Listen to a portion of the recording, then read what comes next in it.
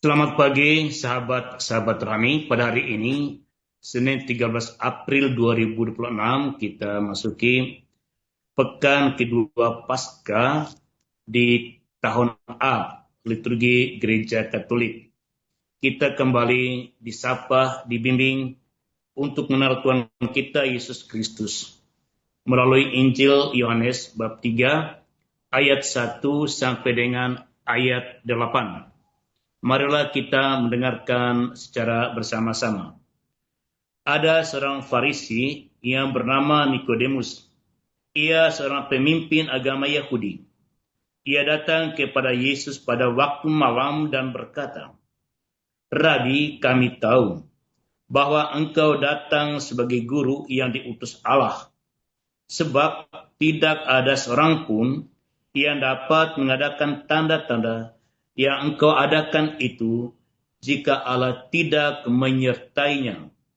Yesus menjawab, katanya, "Aku berkata kepadamu, sesungguhnya jika seorang tidak dilahirkan kembali, ia tidak dapat melihat kerajaan Allah." Kata Nikodemus kepadanya, "Bagaimana mungkin seorang dilahirkan kalau ia sudah tua?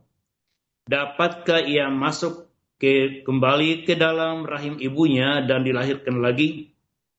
Jawab Yesus, "Aku berkata kepadamu, sesungguhnya jika seorang tidak dilahirkan dari air dan roh, ia tidak dapat masuk ke dalam kerajaan Allah. Apa yang dilahirkan dari daging adalah daging, dan apa yang dilahirkan dari roh adalah roh. Janganlah engkau heran karena aku berkata kepadamu, kamu harus dilahirkan kembali. Angin bertiup kemana ia mau, engkau mendengar bunyinya, tetapi engkau tidak tahu dari mana ia datang atau kemana ia pergi. Demikianlah halnya dengan tiap-tiap orang yang lahir dari roh." Demikianlah sabda Tuhan. Terpujilah Kristus. Sahabat Ramin terkasih, pada hari ini kita ingin memahami apa yang disajikan oleh Injil Yohanes pada hari ini dengan dinamika percakapan, gerakan percakapan dari Nikodemus dan Tuhan kita Yesus Kristus. Pertama-tama kita ingin mengenal lebih baik siapa itu Nikodemus. Nikodemus adalah salah seorang dari kelompok religius yang taat hukum Taurat, pemimpin agama, guru agama Yahudi, dan sekaligus dia adalah anggota Mahkamah Agama Yahudi yang disebut Sanhedrin. Dengan kata lain, dia adalah seorang lawyer, seorang yang memantau, mengajarkan hukum Taurat kepada bangsa Yahudi sebagai indikator tanda kesetiaan dan ketakwaan kepada Yahweh dalam perjanjian Israel dengan Yahweh, Yahweh dengan Israel. Dan dia datang kepada Yesus pada malam hari.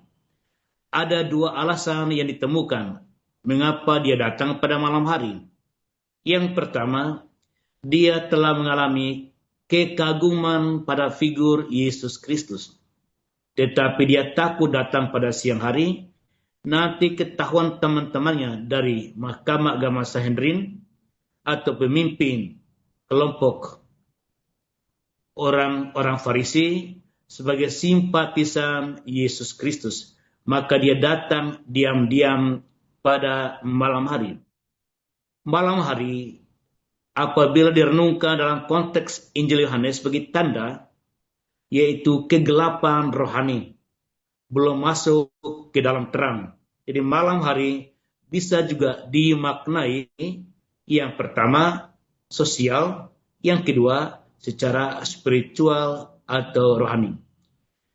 Oleh karena itu dia datang dan dia mengatakan kagum pada Yesus Kristus. Disinilah dia masih kagum pada hal-hal lahiriah, yaitu melihat mujizat yang dibuat oleh Yesus.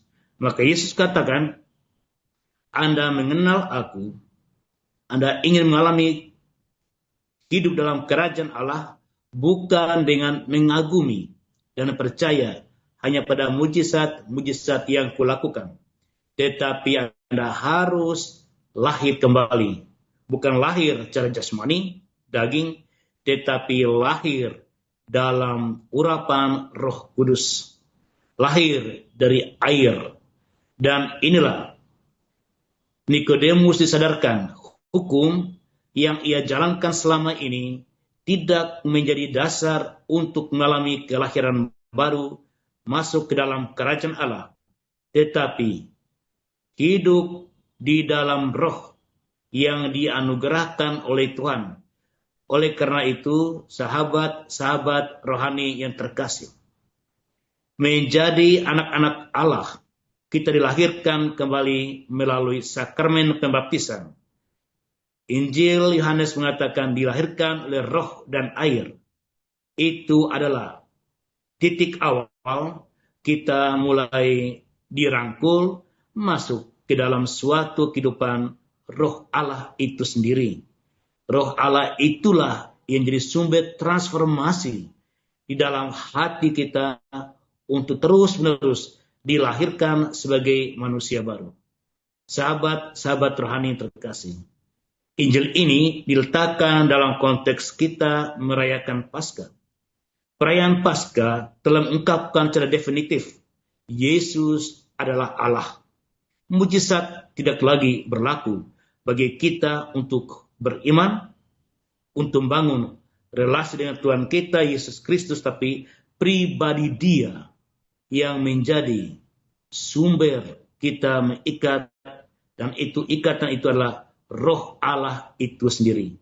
Semoga dengan renungan ini pada masa Paskah ini kita mulai menyadari ada suatu kekuatan ilahi dari Allah di dalam diri kita yang menggerakkan kita untuk terus berubah, karena kita adalah anak-anak terang yang lahir kembali.